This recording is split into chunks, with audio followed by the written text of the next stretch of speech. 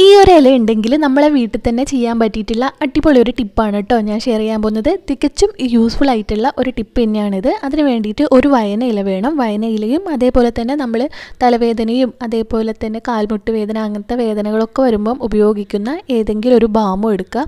Vicks ആണെങ്കിൽ അതെടുക്കുക, pain balm ആണെങ്കിൽ അല്ല അമൃതാഞ്ജൻ ആണെങ്കിൽ അതെടുക്കുക, അതല്ല മൂവ് ആണെങ്കിൽ അതെടുക്കുക. അങ്ങനത്തെ ഏത് ബാമായാലും കുഴപ്പമില്ല, എടുക്കുക. എന്നിട്ട് കുറച്ച് ശകലം നമ്മളെ കൈവിരലിലാക്കിയിട്ട് ഈ ഒരു ഇലേൻ്റെ മുകളിലേക്കായിട്ട് തേച്ച് കൊടുക്കുക.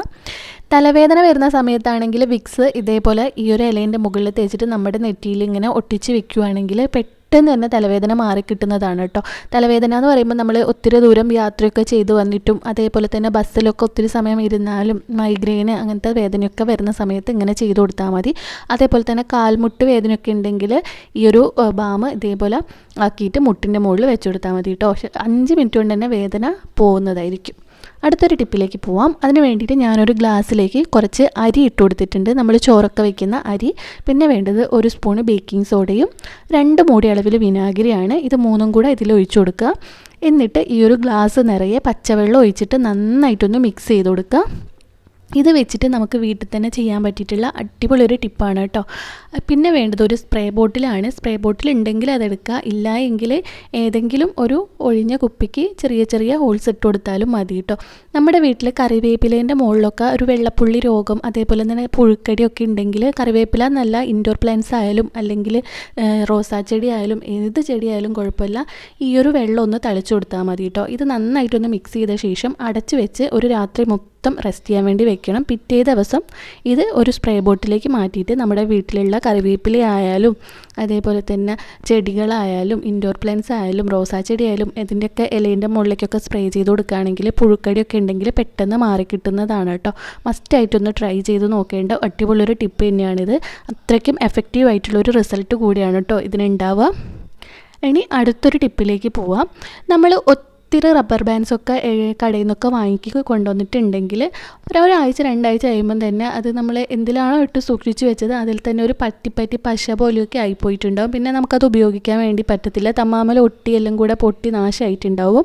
അപ്പം ഈ ഒരു റബ്ബർ ബാൻഡൊക്കെ എന്തെങ്കിലും ആവശ്യത്തിന് നമ്മൾ ഒത്തിരിയൊക്കെ വാങ്ങിക്കി വെക്കുന്നുണ്ടെങ്കിൽ അതൊരു ബോട്ടിൽ എന്തെങ്കിലും ഒരു കണ്ടെയ്നറിലേക്ക് ഇട്ട ശേഷം ഒരു കുഞ്ഞു പാത്രത്തിലേക്ക് ഇട്ട ശേഷം അതിൻ്റെ അകത്തേക്കായിട്ട് കുറച്ച് പൗഡർ ആക്കി കൊടുക്കുക. എന്നിട്ട് നന്നായിട്ടൊന്ന് മിക്സ് ചെയ്ത് കൊടുക്കുക. എന്നിട്ട് ഇത് അടച്ചു സൂക്ഷിക്കുകയാണെങ്കിൽ എത്ര കാലം കഴിഞ്ഞാലും ഈ ഒരു റബ്ബർ ഇതേപോലെ തന്നെ ഉണ്ടാവും. ഒട്ടും തന്നെ പറ്റിപ്പിടിച്ച് പോവോ നാശമായി പോവോ ഒന്നും തന്നെ ഇല്ല കേട്ടോ. ഒത്തിരി നാൾ നമുക്ക് ഈ ഒരു പൗഡർ ഇങ്ങനെ വെച്ചിട്ട് സൂക്ഷിക്കാൻ വേണ്ടിയിട്ട് പറ്റുന്നതാണ്. അടുത്തൊരു ടിപ്പിലേക്ക് പോവാം. നമ്മൾ കടയിൽ നിന്നൊക്കെ എന്തെങ്കിലും സാധനമൊക്കെ വാങ്ങിയിട്ട് കൊണ്ടുവരുമ്പം ഇതേപോലെ ആയിരിക്കും കടക്കാർ നമുക്ക് കെട്ടി തന്നിട്ടുണ്ടാവുക. ഒന്നിക്കിൽ നമ്മൾ കത്തി ഉപയോഗിച്ച് ഇത് വെട്ടി മാറ്റും, അല്ലെങ്കിൽ കത്രി ഉപയോഗിച്ചിട്ട് കവർ കീറിയിട്ടൊക്കെ ആയിരിക്കും അതിൻ്റെ ഉള്ളിലുള്ള സാധനം എടുക്കുക. അപ്പം കവർ എന്തെങ്കിലും ആവശ്യത്തിന് നമുക്ക് വേണമെന്നുണ്ടെങ്കിൽ ഈ ഒരു കെട്ട് നമുക്ക് ഈസി ആയിട്ട് അഴിച്ചെടുക്കാൻ വേണ്ടി പറ്റും. അതിന് വേണ്ടിയിട്ട് കെട്ടിൻ്റെ 2 ഭാഗത്തിൽ ഒരു ഭാഗം നന്നായിട്ടൊന്ന് ചുരുട്ടിയിട്ട് ഒന്ന് പുറത്തേക്ക് ഇതേപോലെ ഒന്ന് തള്ളിക്കൊടുക്കുക കേട്ടോ. അപ്പോൾ അവിടെ ഒന്ന് ലൂസായിട്ട് വരും. അപ്പോൾ നമുക്ക് എളുപ്പത്തിൽ തന്നെ ഈ ഒരു കെട്ട് അഴിച്ചെടുക്കാൻ വേണ്ടി പറ്റുന്നതാണ്. അത് നമുക്ക് കവർ പിന്നെ നമുക്ക് എന്തിനെങ്കിലും ഉപയോഗിക്കാനും പറ്റും. കവർ വെറുതെ കീറി നാശാക്കേണ്ട കാര്യമില്ല കേട്ടോ. ഇതേപോലെ നമുക്ക് ഈസി ആയിട്ട് തന്നെ കെട്ടഴിച്ച് വയ്ക്കാൻ വേണ്ടി പറ്റുന്നതാണ്. അതേപോലെ തന്നെ ഇങ്ങനത്തെ പ്ലാസ്റ്റിക് കവറൊക്കെ ഒരുപാട് ഒക്കെ ഉണ്ടെങ്കിൽ നമ്മൾ എവിടെയെങ്കിലുമൊക്കെ ഇങ്ങനെ ചുരുട്ടിയൊക്കെ ഇട്ടിട്ടാണ് ഉണ്ടാവുക. അങ്ങനെയൊന്നും ഇടാതെ തന്നെ ഈ ഒരു പ്ലാസ്റ്റിക്കിൻ്റെ കവർ നമുക്ക് നന്നായിട്ട് വൃത്തിയായിട്ട് മടക്കിയിട്ട് ഒരു പാത്രത്തിലേക്ക് ഇട്ട് വെക്കാൻ വേണ്ടി പറ്റും കേട്ടോ. അതിന് വേണ്ടിയിട്ട് ഇതേപോലെ ഒന്ന് മടക്കി കൊടുക്കുക. അതിനുശേഷം ഇത് കോണായിട്ട് താഴം വരെ ചുരുട്ടി കൊടുക്കുക കേട്ടോ. നല്ല വൃത്തിക്ക് തന്നെ വെക്കുകയാണെങ്കിൽ കാണാനും ഒരു ഭംഗിയുണ്ടാവും. ഇത് നമുക്ക് അടുക്കിയിട്ടൊരു പ്ലാസ്റ്റിക്കിൻ്റെ ബോട്ടിലൊക്കെ ഇട്ട് വെക്കുകയാണെങ്കിൽ നമുക്ക് ആവശ്യാനുസരണം എടുത്ത് ഉപയോഗിക്കാനും പറ്റും. മറ്റ് നമ്മൾ എവിടെയെങ്കിലുമൊക്കെ ചുരുട്ടി വെക്കുകയാണെങ്കിൽ അത് കാണുമ്പം തന്നെ എന്തോ പോലെയാണല്ലോ. അപ്പം ഇതേപോലെ ഒന്ന് സൂക്ഷിച്ച് വെക്കുകയാണെങ്കിൽ നമുക്ക് ആവശ്യത്തിനെടുത്ത് ഇത് ഉപയോഗിക്കാൻ പറ്റും കേട്ടോ. ഇങ്ങനെ മടക്കുകയാണെങ്കിൽ ഇത് നല്ല ടൈറ്റായിട്ട് ഇരിക്കുകയും ചെയ്യും, പെട്ടെന്നൊന്നും അഴിഞ്ഞു പോകത്തില്ല കേട്ടോ. ഈ ഒരു ബാക്കി വരുന്ന ഭാഗത്തിൻ്റെ ഉള്ളിലേക്കായിട്ട് അറ്റം മടക്കി വെച്ച് കൊടുത്താലും മതിയാവും കേട്ടോ. എന്നിട്ട് ഒത്തിരി പ്ലാസ്റ്റിക്കിൻ്റെ കവറൊക്കെ ഉണ്ടെങ്കിൽ ഇതേപോലെ വെച്ച് കൊടുക്കുക. പ്ലാസ്റ്റിക്കിൻ്റെ കവറിൽ നമുക്ക് വേസ്റ്റ് ഇട്ട് വെക്കാനും അല്ലെങ്കിൽ എന്തെങ്കിലും സാധനങ്ങളൊക്കെ കൊണ്ടുപോകാനൊക്കെ ഉപകാരമാണല്ലോ. അപ്പം ഇതേപോലെ ഒന്ന് ചെയ്ത് കൊടുക്കുക കേട്ടോ. ഇനി അടുത്തൊരു ടിപ്പിലേക്ക് പോവാം. അതിന് വേണ്ടിയിട്ട് ഞാനിവിടെ ഒരു ഒഴിഞ്ഞ പാത്രം എടുത്തിട്ടുണ്ട്. അതിൻ്റെ അകത്തേക്ക് നമ്മൾ ഉപയോഗിക്കാത്ത ഒരു പാത്രം എടുക്കുക. അതിൻ്റെ അകത്തേക്ക് ശകലം വിനാഗിരി ഒഴിച്ചു കൊടുക്കുക. പ്രത്യേകിച്ച് അളവൊന്നുമില്ല കേട്ടോ. കുറച്ച് വിനാഗിരി ഒഴിച്ചു കൊടുക്കുക. പിന്നെ വേണ്ടത് ബേക്കിംഗ് സോഡയാണ്. കുറച്ച് ബേക്കിംഗ് സോഡ ഇട്ട് കൊടുക്കുക.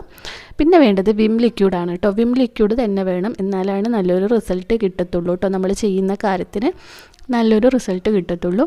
അപ്പം കുറച്ച് വിം ലിക്വിഡും കൂടി എടുത്തിട്ട് ഇതിലേക്ക് കുറച്ച് വെള്ളവും കൂടെ വെച്ചിട്ട് നന്നായിട്ടൊന്ന് മിക്സ് ചെയ്ത് കൊടുക്കുക. ഇത് വെച്ചിട്ട് നമുക്ക് ചെയ്യാൻ പറ്റിയിട്ടുള്ള കാര്യം, വീട്ടിലൊക്കെ കുഞ്ഞുങ്ങളൊക്കെ ഉണ്ടെങ്കിൽ ചുവരിലൊക്കെ നന്നായിട്ട് തന്നെ ചിത്രപ്പണികളൊക്കെ നടത്തിയിട്ടുണ്ടാവുമല്ലോ. അപ്പം ഒരു ചുവരൊക്കെ ക്ലീൻ ചെയ്യാൻ വേണ്ടിയിട്ട് ഇത് നമുക്ക് സഹായകമാകും കേട്ടോ. വേറെ നമ്മൾ സോപ്പ് ഉപയോഗിച്ചൊക്കെ ചുവര് എത്ര തന്നെ തേച്ചാലും അതിൻ്റെ മുകളിൽ പെന്നുകൊണ്ടായാലും പെൻസിലുകൊണ്ടായാലും ക്രയോൺസ് കൊണ്ടൊക്കെ ആയാലൊക്കെ വരഞ്ഞൊക്കെ ഇട്ടിട്ടുണ്ടെങ്കിൽ അതൊന്നും പോകത്തില്ല. പക്ഷേങ്കിൽ ഇത് ഉപയോഗിച്ച് നമുക്ക് സ്കെച്ച് പെന്നുകൊണ്ടും അതേപോലെ ക്യൂടെക്സിൻ്റെ കറ വരെ പോക്കാൻ വേണ്ടിയിട്ട് പറ്റും കേട്ടോ. അപ്പോൾ ശകലം വെള്ളം ഒഴിച്ചിട്ട് ഞാൻ നന്നായിട്ടൊന്ന് മിക്സ് ചെയ്ത് കൊടുത്തിട്ടുണ്ട്. അതിനുശേഷം ഒരു പഞ്ഞോ അല്ലെങ്കിൽ കോട്ടൻ്റെ തുണിയോ അല്ലെങ്കിൽ സ്ക്രബ്ബറോ എന്ത് വേണമെങ്കിലും എടുക്കാം. എന്നിട്ട് ഈ ഒരു വെള്ളത്തിൻ്റെ അകത്തൊന്ന് ഡിപ്പ് ചെയ്ത ശേഷം ആ ഒരു വരഞ്ഞിട്ട ഭാഗത്തായിട്ട് ഇതേപോലെ ഒന്ന് തേച്ച് കൊടുക്കുക കേട്ടോ. അപ്പോൾ നമ്മൾ തേക്കുന്ന സമയം തന്നെ അത് ഇളകി വരുന്നതായിട്ട് കാണാം. എത്ര വർഷം പഴക്കമുള്ള ഇങ്ങനത്തെ എഴുതി വെച്ചിട്ടുള്ള സംഭവങ്ങളോ നമുക്കിത് ഉപയോഗിച്ചിട്ട് മായ്ക്കാൻ വേണ്ടിയിട്ട് പറ്റും കേട്ടോ. ചുവരിലൊക്കെ ചുവര് അടർന്നു പോവോ അല്ലെങ്കിൽ ചുവരിൻ്റെ പെയിൻറ്റ് ഇളകി പോരോ ഒന്നും തന്നെ ഇല്ല കേട്ടോ. നല്ല രീതിക്ക് തന്നെ നമുക്ക് ക്ലീൻ ചെയ്തെടുക്കാൻ വേണ്ടിയിട്ട് പറ്റും. എത്ര വർഷമുള്ള കറയായാലും നമുക്ക് ഇളക്കിയെടുക്കാൻ വേണ്ടിയിട്ട് പറ്റുന്നതാണ് കേട്ടോ.